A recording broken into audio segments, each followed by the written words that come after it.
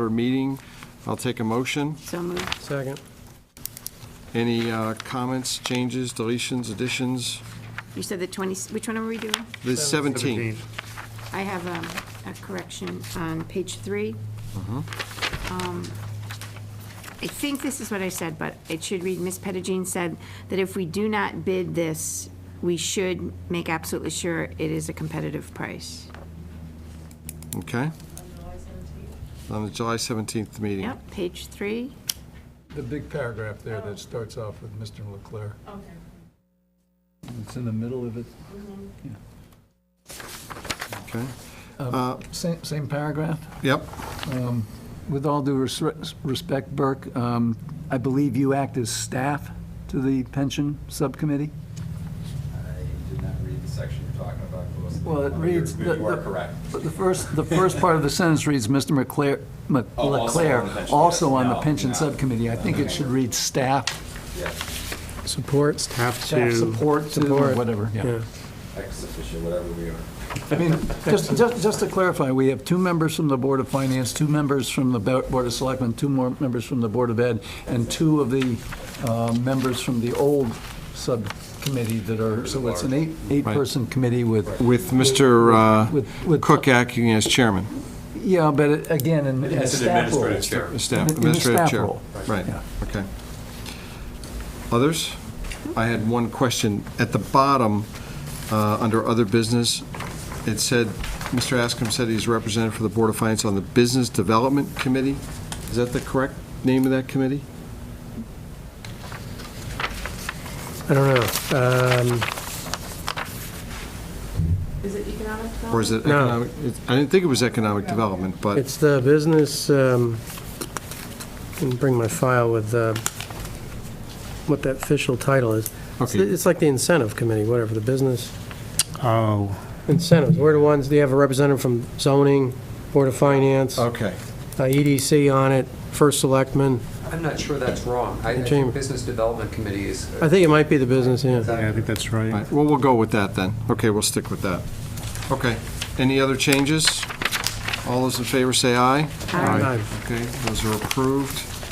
All right, next, I'll take a motion for the July 26th special meeting. So, second. Okay. Comments, changes? Question. We had talked about here some possible future action in this. Remember way back when, we used to have like an action, pending action list? You know, when Correct. we need it. You know, because sometimes we talk about things that are going to happen and then they kind of get lost. Right. Do you think, you know, because we both recommend, I think Nick recommended that, you know, we do 400,000 transfer from reserves, Right, we are going to have to, at a future meeting, have a motion to do that. but it's got to come from the selectmen to us, and I think that's, I don't believe so. I talked to the first selectman about that, and her and Tom, if you would take it upon yourself to verify this along with Mary Ann, with respect to CNR and moving money over to CNR from undesignated fund balance, it was her opinion in our discussions that the Board of Finance could do that unilaterally without the Board of Selectmen approval. So if you would just double-check that and get back to me at some point, and then we'll put it on for the September meeting. Okay, very good. and also October, that number was just to make it, the fund solvent for what we currently have. Correct. And if we talked about any increases, we'd again have to put another number in. Correct. So that's still a pending item. We're going to have that discussion too, you know, in a future time, so. Right. Did I understand your question or your suggestion was that we should go back and have a, I don't remember what we called it, but it was sort of a pending list of open items? Yeah. Where we got to, you know, it takes a few months to get the follow-up, and remember, we used Right, to we have I used to that. have that, I used to maintain that as a regular list. Yeah, because this is something that we got to keep our eye on to make sure, Right. 2 things have to happen here. Number one, the transfer for the current situation, and Right. and we have the discussion on whether we want to do an increase, so we don't have the confusion in the budget cycle like we had last year. Okay. Right. Debbie, you used to help maintain that list when you were clerking for us. Would you, when you have a chance, just work with Leslie and show her how we did that, and let's start that list again? Just don't put my name as the person responsible for follow-up, like Kevin used to do. He always put me on it. That ship has sailed. He always put my name on it. Okay, great. Okay, any other comments or changes? Just in the last paragraph, just a typo, need. They need to go back to the boards. What was that, Barb? Yeah, I got it. Oh, Just- that it's just word, a okay, typo. right, okay. Great, got it, okay. All those in favor of these, accepting these minutes, say aye. Aye. Any opposed? Okay, that's taken care of. Motion to amend the agenda? Yes, I'll take a motion to amend the agenda. I would like to move item 6, Board of Finance policy procedures discussion, up to the next item, to make that item 2. So moved? Second. All those in favor, say aye. Aye. We've done that, okay. Great. Okay, what we're going to do now is, we've had a number of discussions over the last couple of meetings with respect to the Board of Finance policies and procedures, and trying to get those into a single document that we've had a chance to review, so that we can go through it. Currently, those policies are spread out all over the place. There's a CNR policy, there's a debt policy, and the feeling was that we should really take a look at those, maybe put those in one place, and have an opportunity to have a discussion around that. To that end, I had asked Candace Fitzpatrick, former member of the Board of Finance, and also previously working with the state of Connecticut, to assist in putting some of these into one place, and then having an opportunity for the Board of Finance to have a discussion around that. This evening, what I'd like to do is just turn it over to Candace, let her have an opportunity to speak as to what she did, the format that she put these in, and then let the Board of Finance members just have an opportunity to have a quick discussion around it, and then at a later point, have a more in-depth discussion when you've had a chance to review it, give it some thought. Perhaps we would even have a workshop just on this topic, so that we could go through it in detail, because many of these things like the CNR haven't been reviewed for a number of years, so I think that's helpful. And I want to thank Candace for taking that task on and putting that together. So with that, Candace, I'm going to turn it over to you for an opportunity to talk about this. Thank you for inviting me to address you regarding the draft regulations of the town of Simsbury. If you want to use the Board of Finance. podium, you can do that as well, if you're more comfortable there, or if you want to sit at the table, whatever you're happy? Okay. Really, just a minute or two. Okay, great. I know that you all reviewed the regulations of the town of Madison Board of Finance, or I believe you have. What I did was transcribe much of that into a similar format labeled the town of Simsbury. I also, thanks to Barb getting me some Word documents, tried to insert the town of Simsbury policies, debt policy, CNR policy, capital asset policy, into this document, again, as a working draft. I made a few highlighted wording suggestions. If you have a copy of what Paul emailed you, page 2, just so you know what you're looking at. If it's highlighted in brackets, that's a suggestion that I made. It's not transcribed. I made some comments, which you can read, and I am happy to continue working on this with you all. Once you see how it's sort of flowing, I'm looking at formatting, flow, and also, most importantly, content.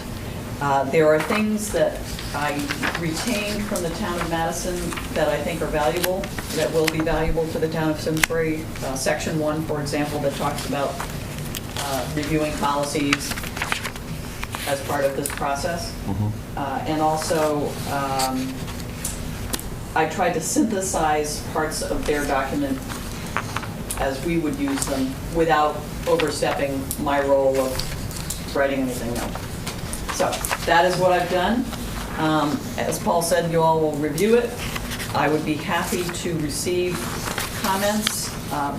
I asked Paul to send you a PDF because I think everybody editing one document would be difficult.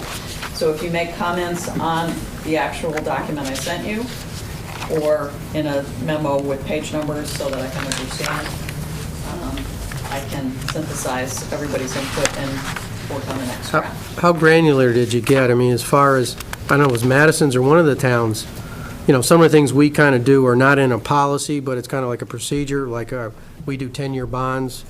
Did we put in things like that, or? That is, I tried to work that into the debt policy Gotcha. section. Again, there's extra in here because I didn't want to delete anything.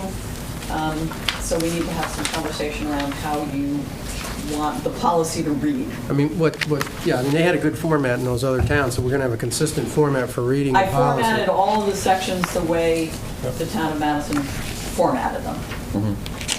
But basically, you took our policy that, however we had them, the 7 or 8 or whatever we have here, and just changed the format. They're in here. They're just Well, formatted. except for one that I realized, I think the pension, I just said Well, the current insert, thank you. The current pension investment policy has been a work in process by the old committee and by this new committee for almost 4 years now. And so the existing policy that theoretically the town is still operating under is terribly archaic. Right. And so that's something I think that can be added in, obviously, soon.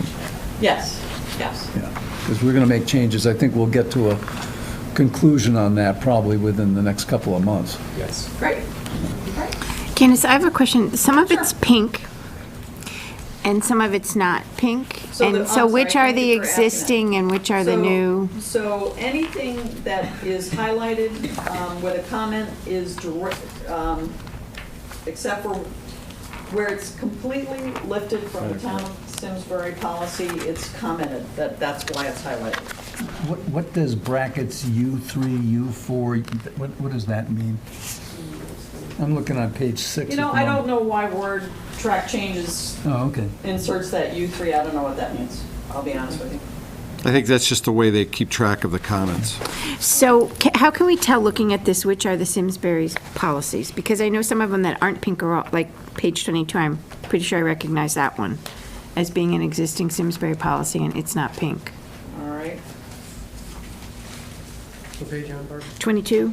So I guess what I'm trying to figure out is, just practically, as we go forward with this, we have existing policies that are already enacted. Okay. For us to change them, we need to know what we're changing about them, so we'd be modifying a revision of an existing policy. Understood. Or we'd have to vote to, eliminate any policy that the town's followed for finance and replace it with this. So it seems like it might be helpful as we're doing this, just to know Right. which portion are existing. I did not put pink or comment on section 9. That is a town of Simsbury cut and paste. Okay. Is it your thought that, or your feeling that each of these underlying policies would be maintained separately, would be reviewed separately, would be updated, approved on a regular basis separately, or are we getting them all into one place so that when we do a review, we do the whole thing at once? I think that would, It would be my, go ahead, Paul. I was just going to say, I think that would really be up to us how we wanted to handle that. If we wanted to take them individually, as Barb said, you could take individual sections and say, yes, we agree with that section, no, we don't agree with that section, or the section should be as it is today. Let's say the debt policy is the exact same as it should be Well, the debt today. policy is our policy. It's our policy, The right. pension investment policy would seem to me belongs to the Board of Selectmen, the pension subcommittee. And that I'm sort may. of trying to understand what you're thinking, or Candace, what you're thinking is in terms of the flow. I mean, do we push it down, or do they push it back to us and say, recommend? Section 1 from the town of Madison addresses their procedure for amending these regulations. I left it in there because I thought it was sensible. Okay. So Candace, section 8 would also be one that's 100% the town's policy today, What page? 17. So 8 and 9 look like they both were ours, Yes. verbatim. So So, retiree healthcare trust investment, yes, yeah. that's- and then on the ones that are pink, did you leave any, were there sections ever omitted? Or do we have the entire policy with just some comments that you've added to help us? I will,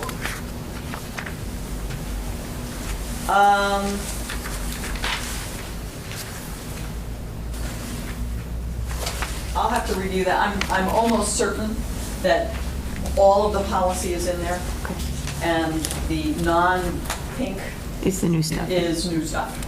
That might have been in Madison's that looked like it was appropriate, or something that you added.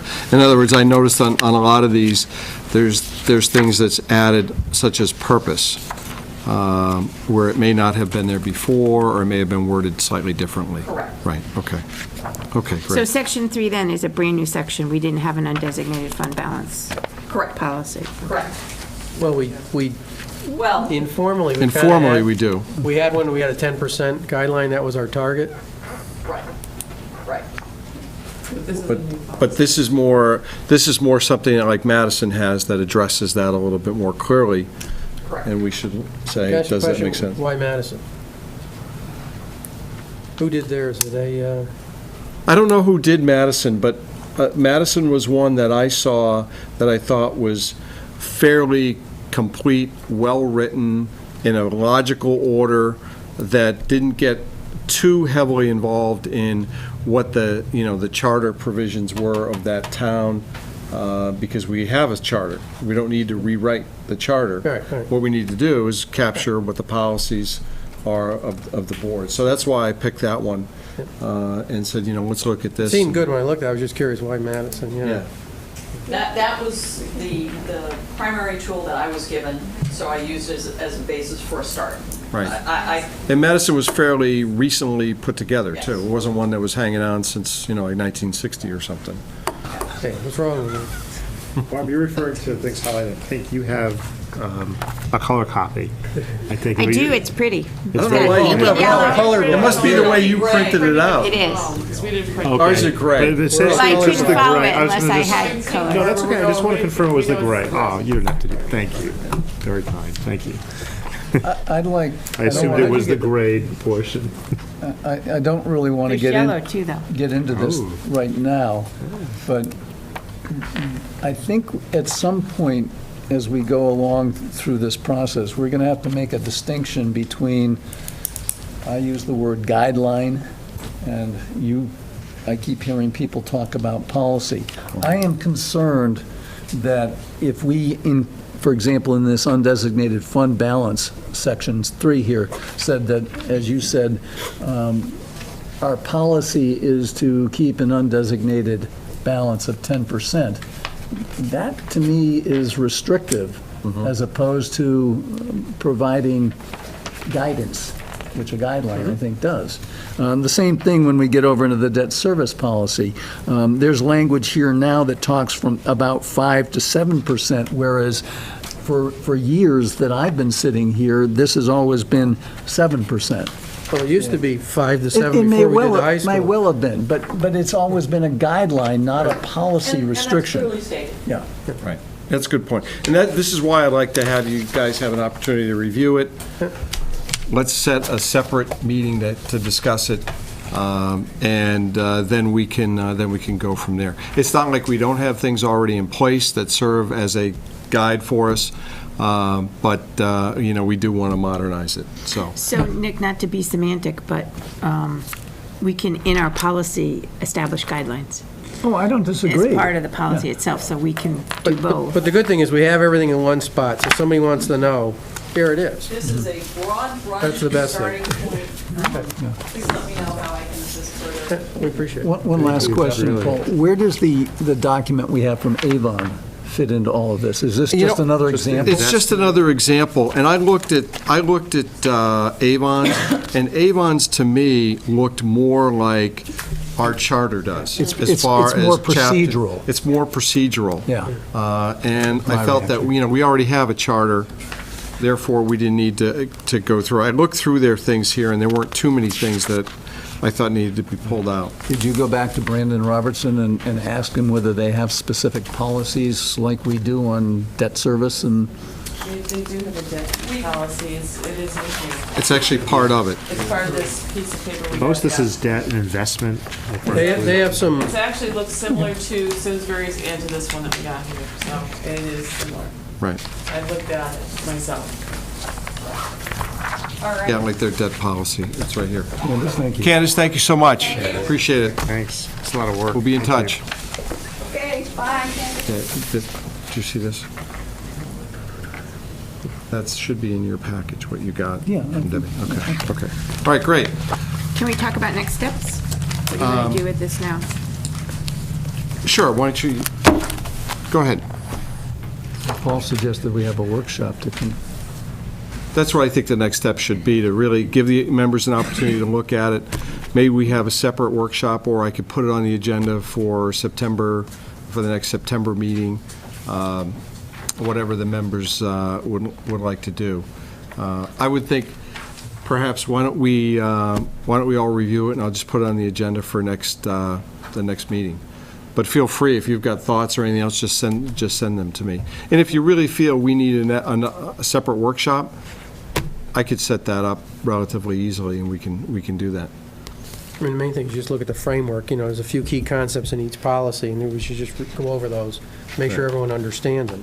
Because a lot of it could be just interpretation, and then the number range, and maybe it needs to be a range versus an absolute number. Right. So, talk like that, and Right. see what we feel Does that make comfortable sense? with. You comfortable Yeah, with that? I'm only concerned that at a regular meeting, we have so much business to cover that we might actually need a separate meeting to really work through these. Okay, maybe we could do that. Maybe we could even start earlier. Have a separate special meeting that starts at 5 o'clock instead of 6 o'clock. That way we're all here, it's the same night, that type of thing. So, I mean, okay, Yeah, even if it takes 2 or 3 meetings, as long as we just start working through it. right. we- Okay. All right, next item on our agenda is really the main topic for this meeting, and I'll remind everybody that back in May, we had said we needed to have a series of one-subject meetings where we could really focus on a topic, do a deep dive into that topic, and we've done that so far. We've had a meeting on the pensions, we had a meeting on CNR. This one really is around the school grants and how to bring those forward based on some of the discussions that we had last year, or excuse me, in May. And then we'll have one, hopefully in September, which will be around the 6-year capital plan. So with that, I want to just go through and refresh everybody's memory with respect to why this subject is important to us. Last year, and actually before I do that, I want to first introduce everybody to Matt Curtis, who is our new school superintendent. Matt had been with Simsbury previously, went off to Glastonbury for a little, like a grad year, so to speak, or a half year, and then came back. So, and I think it's very important that Matt be here and have an opportunity to speak on this subject as well, along with Brandon and 2 members of the Board of Education who are here as well. So, Matt, I wanted to, actually, you want to have an opportunity to say a couple of words to the board before we get going? Sure. I'm just, we're just getting underway. I've been here about 3 weeks and certainly excited to be back. And Burke, I did have an opportunity to meet with Burke and get briefed on the conversation of what went on around grants towards the end of the year. So certainly looking forward to engaging with you, and I know it's a collaborative that's extremely important. So you get your hands around this tiger? Yeah? That's good. Did you get the benefit of Dr. Omen's concerns about I did. some of this? Minutes. Okay. I read through that. I've touched base with Diane in the past. So. Okay, good. I think the real issue for us with respect to this is how do we record appropriately the grants that are available to us, both federal and state grants. It's become an issue in some of the towns with respect to how they're going to do that. Avon has gone in one direction. I think other towns are just moving along the way they currently have moved along and recorded those things because they're grants, they're funds that are applied to the town and that do not impact the taxpayer as long as the funds continue to come. For us, we have an automatic referendum. So the issue becomes, how do we bring that to the voters? And a lot of the discussion last year was, is that really an appropriation or is it an expenditure? How do we record that? I think at the end of the year, Burke had prepared a sheet for us, which was a lot more detailed than we had previously, and this is all on your desk here. A lot more detail that we had done previously for the board's benefit and for the Board of Education's benefit around restricted fund and state grant funding. That was the title of that. I will say in previous years, these funds had always been recorded. They had also been recorded in the audit report under the single state and single federal audit report. So it's not like they weren't there. It's just a question that in the budget process last year, it was brought up that perhaps we should show those in more detail because they do support FTEs, they do support programs, and what's the best way to show those both in the Board of Education budget and how detailed do you go as to whether you actually show those as an item in the referendum. I did see how Avon did it last year, but Avon's issues were a lot different than Simsbury's issues. And they had to go to, I think, a more extreme as far as how they showed it. I don't think the superintendent appreciated it because when they did that, it showed an increase in their budget of 7.79% versus 2 point something, okay? But they restated the prior. Because they restated But it. it was Well, if they comparative. restated it, they wouldn't have shown that big Right. an increase. Right, but they still showed it, and I had to make a note in their budget that they sent out to the voters. So, with that, Well, I think, I just open it up to some of you guys to talk a little bit I mean, about where it. this came to light is, I mean, it all started when a new program was going to go through a grant, and everyone said, okay, you know, it's a reoccurring program that's here for the town, and, you know, let's say the funding for the grant goes away, the program's still here. You know, we had one year before, too, that now we picked up the funding on. You know, we knew about that. That was when they did the 8-period day.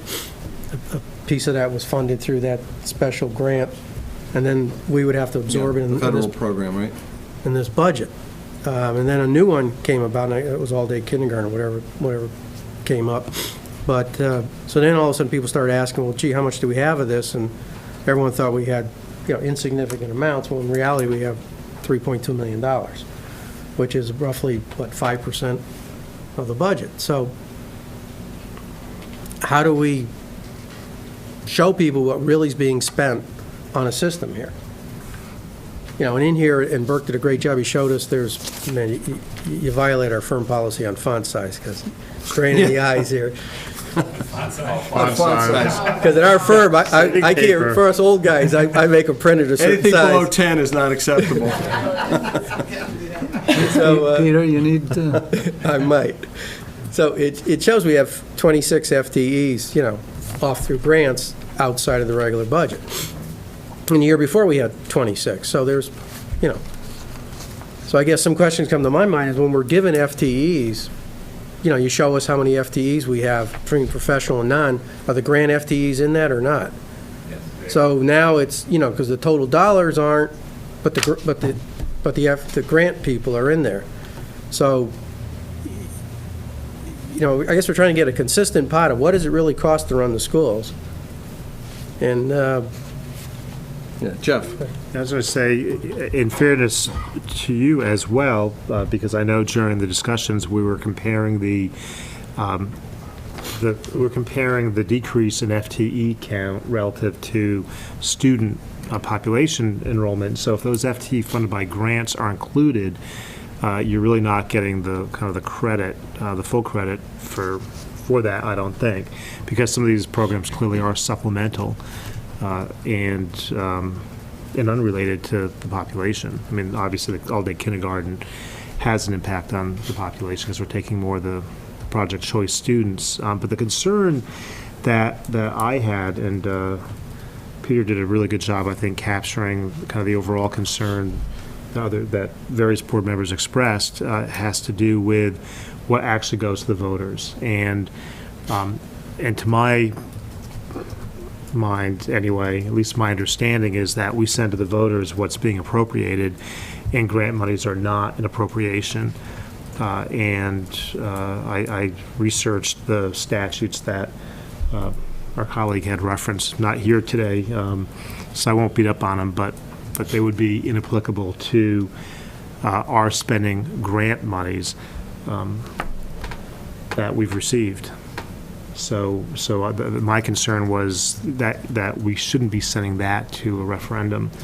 But in the interest of transparency, obviously we want everyone to understand what programs are being funded through grant money, and we also want to applaud the efforts of our hardworking staff who are securing these grants for the betterment of our students. Barb? So, again, just to put a little color on the conversation during the last budget cycle, one of the comments I heard from citizens was that we're going to a full-day kindergarten program, but we don't get a chance to vote on it. So people kind of felt that the fact we were doing a major policy shift within the school system, and instead of funding it through the budget that they got to vote on, it got funded through a grant, even though the program applied to lots of people, other than who were in the grant. It applied to, obviously, all kindergartners coming into the school system next year, but they didn't get a chance to have a say in the decision, because the decision was made and then it was funded through a grant. It was really what came up at budget time as to, wait a minute, shouldn't we get to at least vote on that when we're voting? And I think that's the question that we kind of dealt with, is because it's not an appropriation, we understand that, it's a grant. And yet, how do we reflect what people get to vote on for the budget so that there's full transparency in what they're voting on? And I think that was the gist of the conversation that we had at budget time. Could some of that be, I wasn't here, but the timing and the process that we went through, and when we talk about transparency, and I think this next layer of detail that Burke and the staff put together helps us with that from a conversational standpoint now when we move into a new budget cycle. And I know that because when I was in human resources, I was the individual that would gather that material for you folks. The question of FTE over enrollment that you referenced, Jeff, is always an important one to look at, and brings up conversation. I don't know that these materials were initially presented as kindergarten was being presented as part of the conversation, but I mean, I see it as kind of two things. There's the process along the way of how we talk about new programs and introduce new programs and how we fund them, and then there's the voter piece. And I'm not sure that they're the same thing. I mean, maybe they are, maybe they aren't, but I think that we can really step towards the transparency piece with maybe how we present these documents a little differently. And Burke and I have some initial thoughts on maybe some things we can do even from a gross out standpoint in these materials in terms of what the grant funding looked like and how we can talk about it and respond to questions about it prior to answering the other question. I understand both are an area of interest. Yeah. Peter? Remember the public hearing we had, people came and spoke in support of the kindergarten, and I made a comment saying, it doesn't make any difference. We're not voting on it. We're not voting on that right now, so they're all speaking either for or against it. And I said, it's irrelevant, your thoughts, because it's outside of what we were talking about. But I thought what was good was when they did this information, Dr. Ullman did a slide showing all the grants and showed people where it was coming from. So I think people could see it. I think the kindergarten was awkward because it kind of came at the last second. It seemed like the last month, just out of nowhere, and then boom, this hit, and it was a pretty creative plan to not have the town pay for it. I thought that was pretty creative. So how could you criticize it? But I mean, you know, it was just. Well, This would have been nice to know about it. Well, one of the criticisms was clearly, what if the grant goes away? Right. What do we do then? Because we've got a program in place that we may have to fund. Yeah. Jeff? Well, we may or may not, and I think the point was made was that it's within the purview of the Board of Education. I think the Board of Education had supplied, I think, a lot of information to the constituents, as to the nature of the program. I can tell you while I was on the board of, or the library board of trustees, we did experience the unfortunate circumstance of seeing grant money go away and then losing both FTE and programs because the funding was not there. And it was the library board's decision within their purview to decide, okay, what will we continue to fund and what won't we continue to fund? And ultimately, some tough decisions had to be made, and I think that's why we elect members to our Board of Education. It's a really critical policy decision of whether we offer all-day kindergarten or not, and it's something that obviously, if we needed public funding for, in the form of an appropriation, we would include it in the referendum vote, but because it is grant money, it's not within the taxpayers' ability to vote.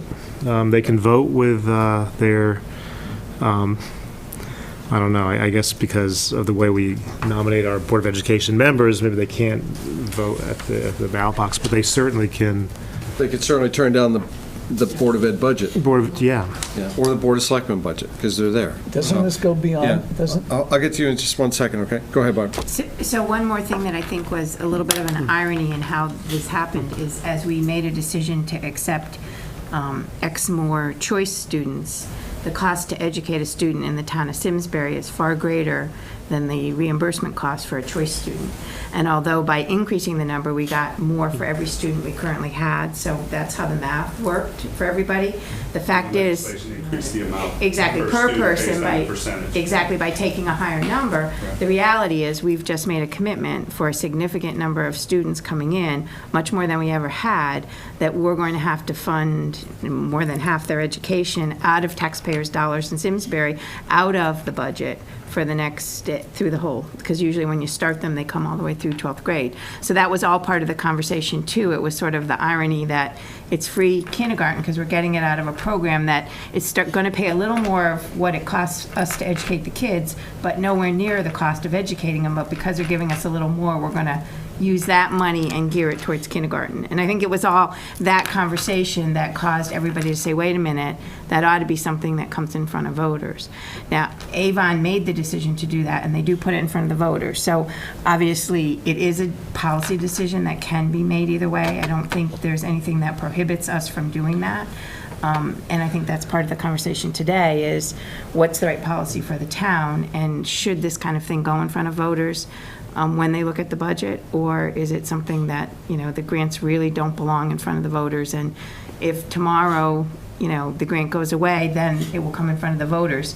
The reality is, at that point, how often would you stop a full-day kindergarten program? It would be very difficult to do once you've implemented a program like this. We all assume it's going in permanently. Right. I'm sorry, you wanted to... It's appropriate. Yeah, if you would, just for Leslie, if you would just state your name for her record, so I don't know if she does the Board of Education meetings, so just go ahead. My name is Todd Buer. I'm a member of the Board of Ed. And I don't know, and I appreciate you letting me ask this. I'm not sure if it's appropriate at this point in the conversation, but one thing that confused me through the process, and I think you're right, Barbara, is that when it got connected with the kindergarten, it really kind of brought it forward, is that the talk about if the grant money goes away, then what would happen? I mean, that issue was kind of always there, and I guess what confuses me is that what do you do otherwise? I mean, you do not accept grant money ever, because you always have that issue when you're taking grant money. So this whole thing is confusing me why we're talking about it with the kindergarten. I understand that that's kind of what people were thinking about, but that's always there when you get the grant money. it's $3 million. Well, some of it is we could have accepted those students and gotten more money, and then offset other costs, and then put the kindergarten in the regular budget. It could have been done a different way. There's many ways to do it. So I think the theory is, what does it really cost to run the school system? Because if you have ongoing programs, not, 1 year, 2 year programs, everyone should see what it really costs to run the school system. I think that's Mr. North's thing. Once you have the cost in there, and we know once we put like kindergarten in, it's there. It's probably going to stay. So now, I don't know what other things are here are temporary, but with 26 FTEs, I assume most of it is pretty permanent. It stays consistent.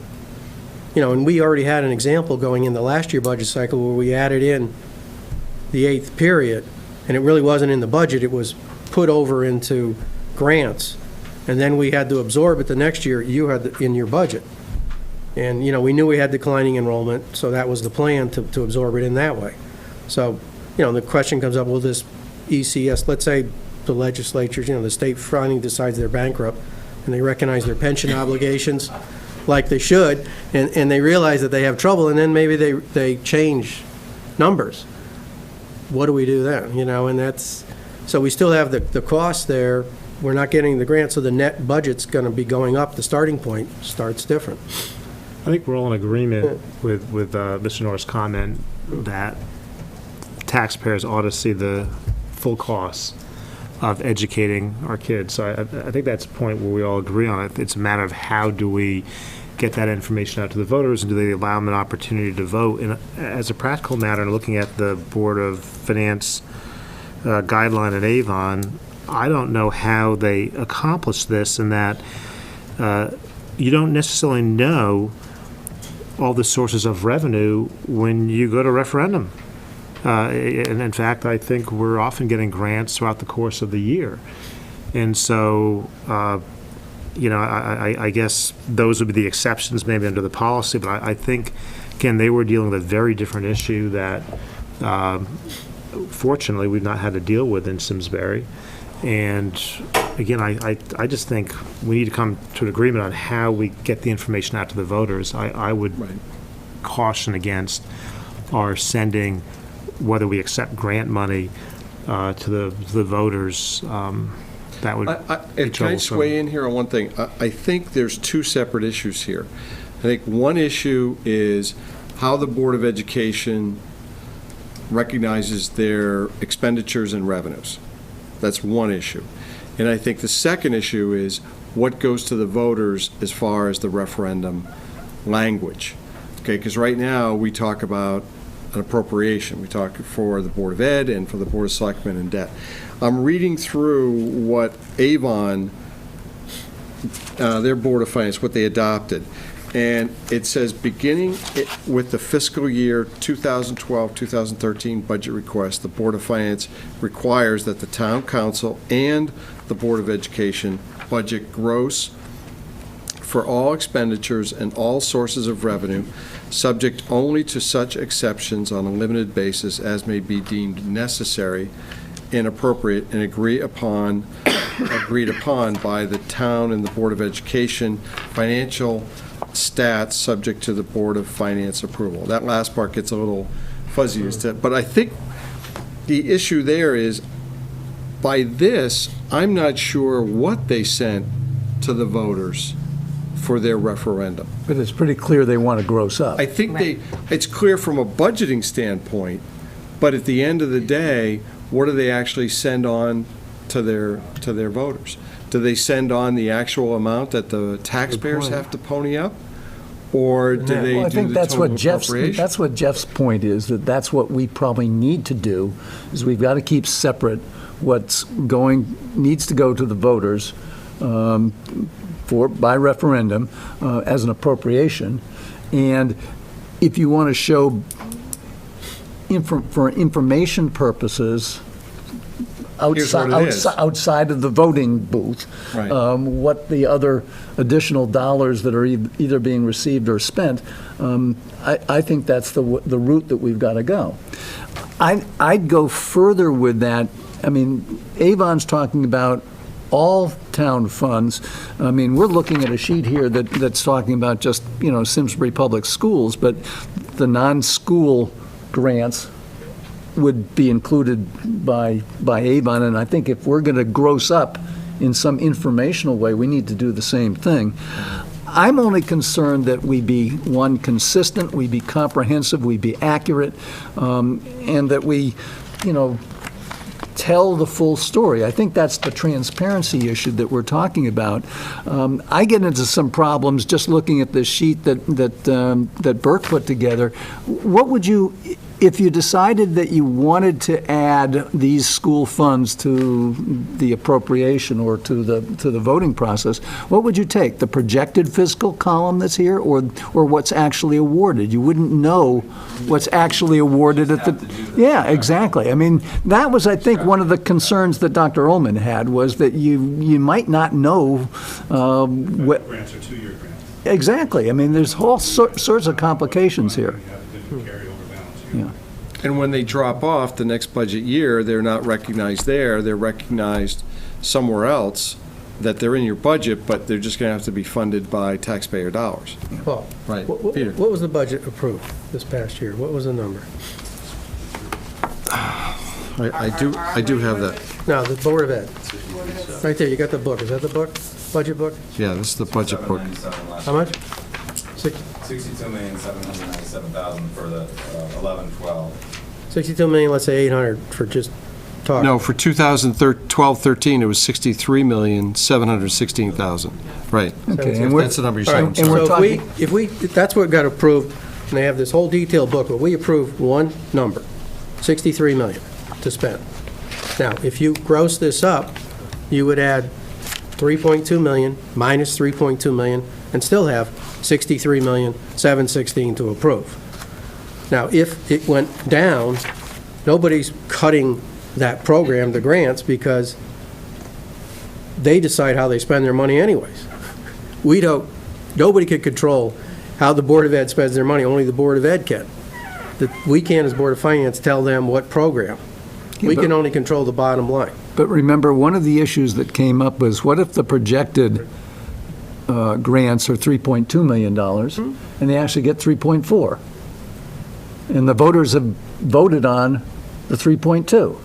No, they're not going to, I think what Peter was saying was they're going to vote on the net. Adding plus and then netting it out. Net, Okay. net of, Okay. but if But they as spent a- the money without getting the grant, that's where they would have trouble. Right. They couldn't Yeah. do that. They couldn't spend money without a grant because they wouldn't have authorization to go over the budget. When you, So if that's in there where you have to spend money and then not recognize the grant revenue, because now you don't have a net, you just have the expenditure in there, then that would cause a problem. do we have a best, Tom? That's right. Tom Go. Doran from the Board of Education.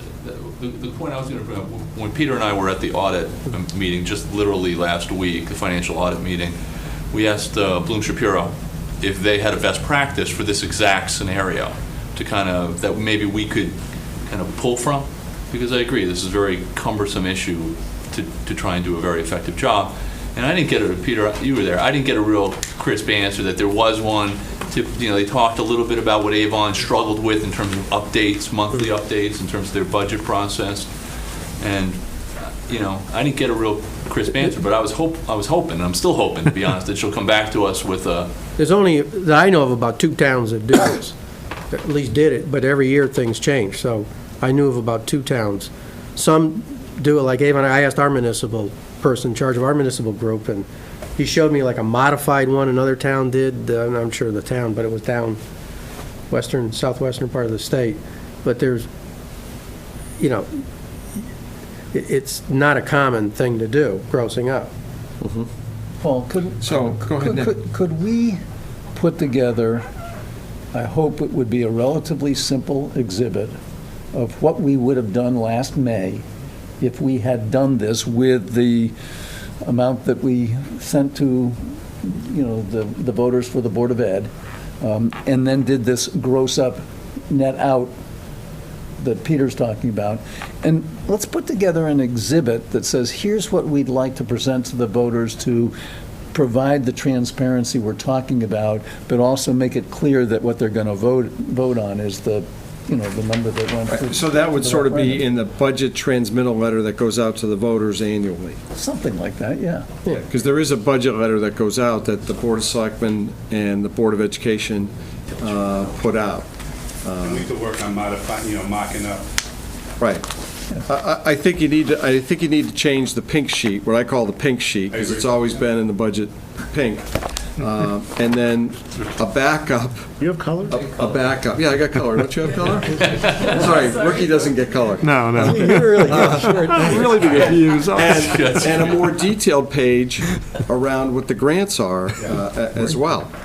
So, Bart. I just wanted to make one point for anybody listening at home, and that is, grants have to be accounted for separately. We didn't actually say this, and the town's always done that correctly, and there is no issue around the actual accounting or recording of this. So I want to Right. make sure there's no question that that's always been done 100% accurately in Simsbury, and there are no issues. Right. We're really just talking about budget transparency and what the voters get Right, to see. and to reinforce what Barbara's talking about, there's the Town of Simsbury, the State Single Audit Report, and then there's the Federal Single Audit Report, which for both the town and the Board of Ed are recorded in here. And capture all of those Now, grants. also, we're not just talking about Board of Ed. If we do this, it will be for the whole town, including the town side, we're not just saying Board of Ed has to do it. Well, that's what I mean Everyone by has to do being it. consistent and Right, consistent. comprehensive. Right. Mary Ann? Thank you. When you get your tax bills, we tell you what we're getting in state aid and what that is, what savings you see on your state aid in the mill rate. We could pretty much do the same with, if the town were to pay for, I don't want to use Town Aid Road, the Town Aid Road, which is what we fund road projects on, and some of our major equipment. If we didn't get that funding from the state, then we would be paying more, our budget would increase. So we could probably work on our budget letter with the Board of Education in doing that. So it says, if the program didn't exist, where we were getting this federal or state aid, your X number of dollars to provide this same service. Because really, in the what you're talking about, Mary Ann, in this page 6 of the budget book, you could say revenue from sources, state aid, federal, and then other, which is really tuition fees, rental. You wouldn't want to list all these things out. You'd want to list it as, just in the major, as a major category, I think, of what you're talking about. Okay. Just Tom. the final point, Paul, is that we have started. Maybe your final point. Well, I hope it is. That was a nice try, though, Tom. I do my best. We have been putting all this budget information also on the website, and so this would be something I think appropriately broken out as well, so that, again, people who are truly interested in what's going on with the complete picture can find it that way. Yeah, good point. Okay. Okay. Now, if you could figure out some way that we don't have to put that big broadside in the newspaper every year with all. Well, you're talking to the guy who just put the charter revisions in. Right. And it was going to cost us $14,000 to do it with the Hartford Current, so we didn't. We found other ways. But the new charter has to be accepted in order to do that. Otherwise, we're We with used the a existing different- charter. Right. We used a different vehicle for getting it done, but it is really not useful for anybody. Yeah, there's a lot of good things in that new charter, so, my personal opinion. Okay, I think what I'm hearing the members saying is, we want to do a pro forma as to what it would look like last year, and I think, Burke, that really falls to you and Mary Ann to come up with what that would look like, and what we would have to do there. I think we're all in agreement that we need more information on the budget book moving forward, which is, capturing the federal and state grants in a little bit more detail in this page, along with the detail that Burke started last year as an additional section. I think once we have a chance of what it would look like, then we could have a discussion around what's the best way to transmit that information to the voters. Is it continue just making more information available, either through budget hearings and through the website, along with the transmittal letter that goes out? Or is it making a change on the actual ballot? And what do we do there? Or, given that there's only 2 towns that do something different, do we want to continue to go in an incremental approach without, being the 3rd town? We still don't even know how it worked out in Avon. And maybe, Tom, to your point, get some additional information from the auditors that, is there some sort of best practice? So, okay. Are we all in agreement on those steps? Paul, can I just add that I think it's important we all hear Kevin, because he was the most passionate about this topic at budget time, and I just, before we ever actually take a vote to do anything any different, let's make sure we put this on agenda again when we can all hear Kevin's side too. Right, good point. Good point. Well, it was eloquently represented, I think. Yeah, I think we did. Okay, all right. Next item on our agenda is the 6-year capital plan, discussion for and plans for a 3-board meeting. I think that was one of the things that we had agreed we needed to have a 3-board meeting to talk about that, or we could use the same format. We discuss it and have the boards come, but I think I'd rather set that as a 3-board meeting. What I'd like to do is get your feelings on whether we should do that in September. Does that make sense? Matt, you've had a little 3 whole weeks here to try to digest what's there and what your needs are, and you're perfectly comfortable with no capital for 5 years. I think that's great. 6 years. 6 years. 6 years.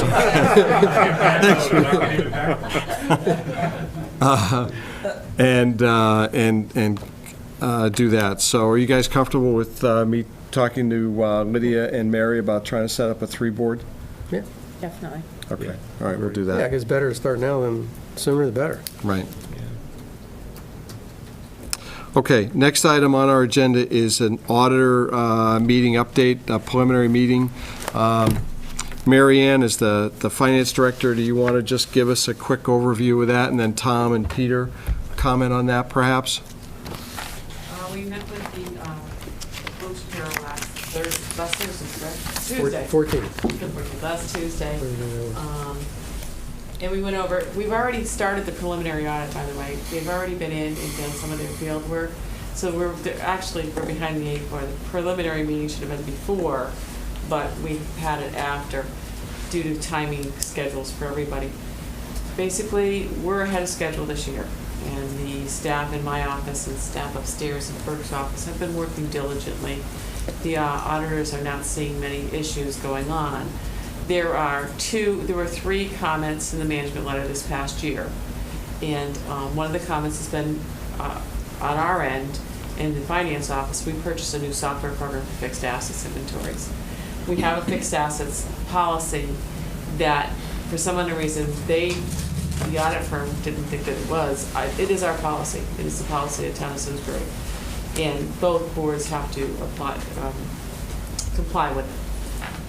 The other 2, the accounting manual, we had a discussion on. Just briefly, we have to write down everything that we do. We need to have a policy, a manual in the office so that someone can come in.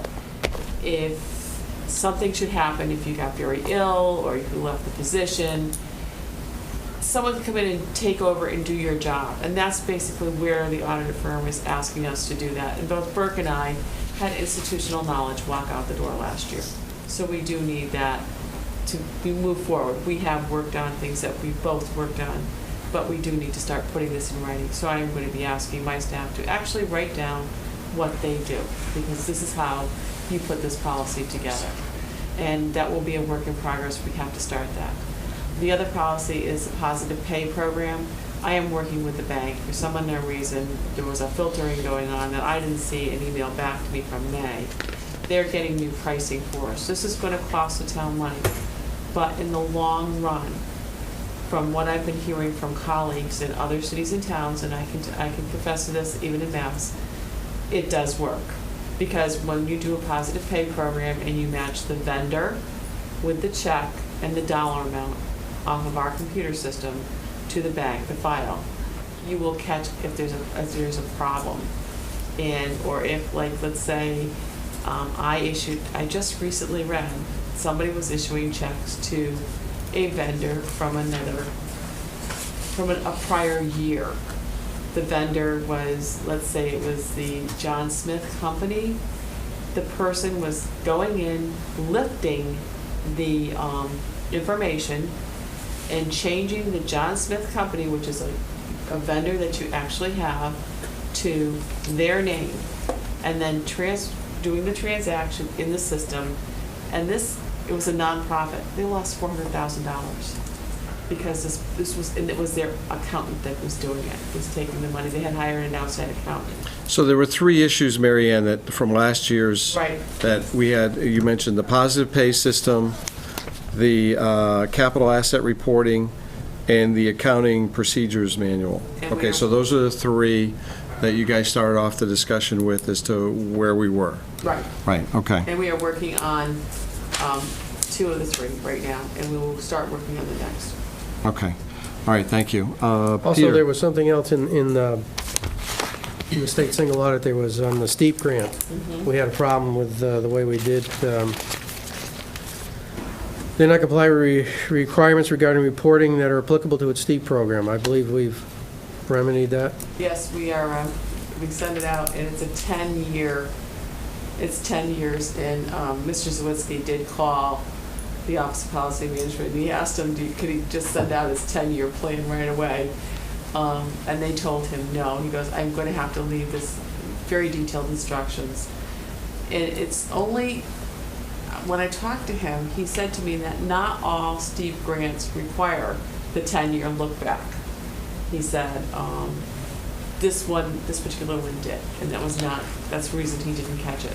Right, but so we're not going to have the problem hopefully again. No. So, also we talked about is, we talked about key controls, documentation, the auditors do it, but we're going to make sure that both Board of Ed and the town understand the key controls that the auditors are doing the write-up on, that they test, do walkthroughs, that we do more on key controls. We've asked them, or I talked to them, that there's other areas outside of, let's say, most of the information goes through 2 offices, but like there's student activity funds, which a lot of money goes through other procedures, like the Simsbury Farms, and you have maybe somebody comes in and get a building permit or does something on their house, how does that get to the assessor? So those are where there's been holes in control environment, and it's technically not totally part of their audit. We talked about materiality and what they really look at. They're looking at key controls, keeping it material. Some of this stuff is kind of outside the scope or on the fringe, so they're going to write up agreed-upon procedures, see if we want to do something, and then we can talk about it later. As I said, those are always an area where you see a lot of weakness, a lot of problems in towns. So do we want to be proactive and maybe spend some more money just to make sure that we're tight in those areas or not, or get some good recommendations?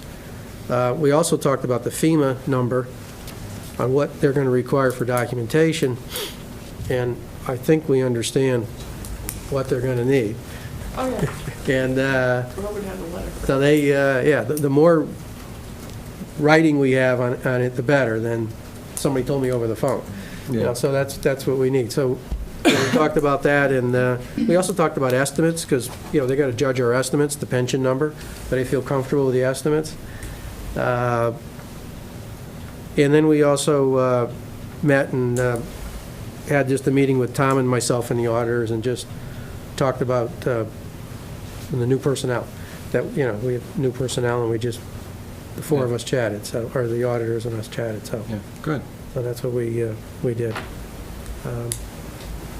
I don't know, Tom, do you have Tom, anything you else? want to add anything? No, I think you covered it, seriously. I think the combination. Since this is the first one you did as a member of the Board of Ed, right? Yep, and I think the only other topic that we touched on, we've already spoken about. I think everything else you covered. I mean, it was really, really good meeting. The personnel there, we had both a partner and kind of a... Person doing it? Yeah, a The more junior in-charge? associate, yeah. The person really doing the work? But it was good. It was a good meeting. Feel good about the audit company as well. Yeah. Good, okay. All right, anything else to add? No? Okay, well, thanks for the update. Next one should be relatively quick, which is an update on the FEMA and FHW request. We have no news. No check? No check. No check from the federal government? No, I have not received any emails. They do email you when you're going to get the money. I haven't received time. anything Next from time. FEMA at this point, nor at the HW. I Okay. haven't heard from them either. Okay. Next item on the agenda is the GFOA Certificate of Achievement. We did get this. This came into Mary Glassman on August 10th, and it said it's from the Government Finance Officers Association. It said, "We are pleased to notify you that your comprehensive annual financial report for the fiscal year ended June 30th, 2011 qualifies for a Certificate Achievement for Excellence in Financial Reporting.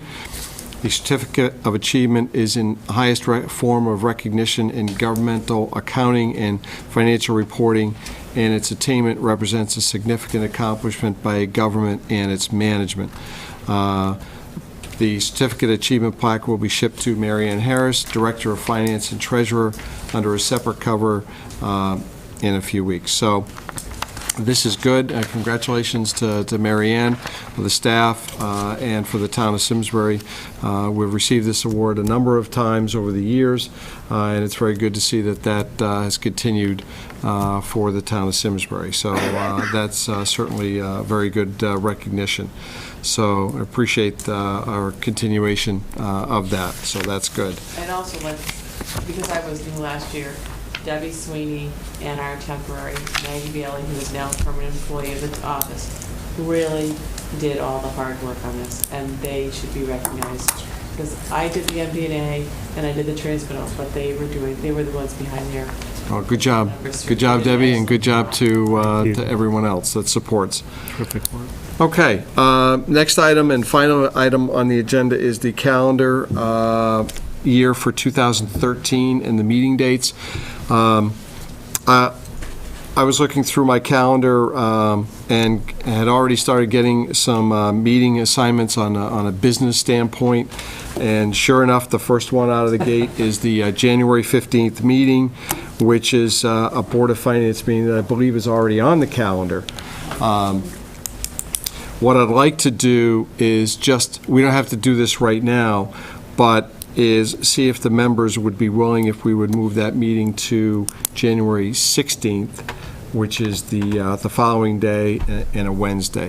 Again, you don't have to get back to me right away, but I did want to throw that out there. The next one is the February 19th meeting, which is the school vacation week. The problem with having a Board of Finance meeting on that week is a lot of people are out of town. Sometimes we get people in the audience who come, who want to listen about the Board of Ed meeting. I personally will probably be out of town, so I wanted to see if we could move that either up a week or back a week. So that would be one I'd like to look, and maybe Mary Ann, you can look and see what that does to our schedule. The next one, March is okay. That would be March 19th. And then the next one would be April 16th, which is again a school vacation. And typically we try to move those around. And that I know I will be out of town. Definitely I will be out of town on that week. So again, I'd either like to move it to the week before, which would be the 9th, or move it back to the week of the 23rd. April starts to conflict with some of our charter provisions with respect to meetings, public hearings, that type of thing. So if we could just get maybe at our September meeting, get a firm handle on when those dates would be, I think that would be helpful. We will work on putting all the dates together for 13th earlier so that you guys can have an idea of what dates would be available. I'll talk to them. Right. April 9th will not be good for me. April 9th is out. Let's not do it at the Women's Final Four again. Why not? When's the Final Talking about Four? basketball? Yes. When is the women's Final Four this year? All I don't have the date. right, why don't you look into that? I'll make sure I have it before And we Barb, vote on why it. don't you look into when you have season tickets for the date, make sure we don't conflict with Yeah. home games and Do you have all that stuff. any idea who's going to be in it at this point? Just do it April 15th, so I don't have to be in the office the last day of tax season. Yeah, okay. That's a Monday, Yeah, that's a out of there. Monday, so. You're never done by April 15th. I'm always done. If the Goes to charter October passes- If the charter passes. then Exactly, it's going that's, to change It's the, going to change this whole schedule around, but. So we may have to wait till November, the November meeting. I prefer if you want to get like the beginning of the year a little bit in advance, just to have meetings so that you know when they are, but you know come April, it would be if the charter does make those changes go through. We can always come up with a preliminary and then have sufficient time to So by November, you go would with a actually know. final. Right, right, so, We can do okay. that. We can put it together for the September meeting, and then let you guys think about it for 2 months. And hopefully that charter will, okay. Okay, one final thing. Given that there's been some changes with respect to other business and what you have to post, Tom, can you just maybe give us a 1-minute update on that? Because in the future, we, as I understand it, we can have other business, but if it's something we're voting on, I have to take a motion to put that on the agenda, correct? Or have had it posted? There's some changes You there, so. stated it accurately. The concern was raised not just with this board's, as a matter of fact, was not with this board's agenda, about an agenda item on a regular meeting that said other business. And the concern is, of course, that any agenda has to be sufficiently specific so that people will know what you all are voting on. That said, there's also an FOI provision that allows a majority of the board present to modify a regular meeting agenda and to add items to it. So rather than have an item that says other business, the board should proceed in a regular meeting if in fact it has something it needs to vote on and needs to add to the agenda, to make a motion to add it to the agenda, add it officially, and then proceed that way. I think that's just a cleaner way of doing it. Okay. All right, great, thank Are we you. still restricted on special meetings to whatever? Yeah, we're still restricted on special meetings, but we've operated in the past in accordance with the proper procedures. Great. Okay, I'll take a motion to adjourn. so moved. Second. All those in favor say aye. Aye. Any opposed? I didn't think so. We are adjourned. Thanks, everybody. 15 minutes to spare. With 18 minutes to spare. How about that?